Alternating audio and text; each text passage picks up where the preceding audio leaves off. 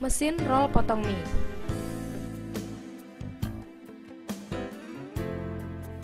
Daya yang dimiliki mesin ini 550 watt atau 220 volt. Hasilnya mencapai 311 gram.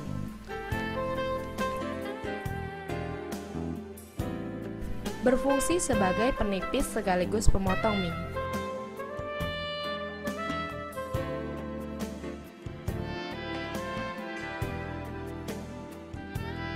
Selain itu, dapat digunakan untuk memproduksi kulit pangsit, kulit pastel, dan lain-lain.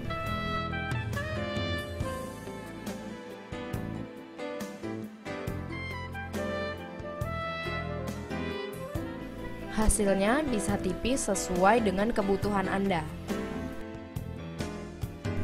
Penggerak menggunakan motor listrik. Bodinya terbuat dari besi.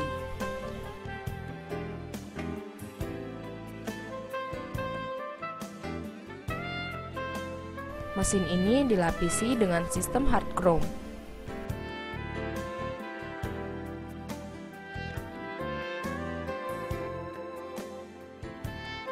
Ada dua ukuran untuk memotong mie kecil dan mie lebar.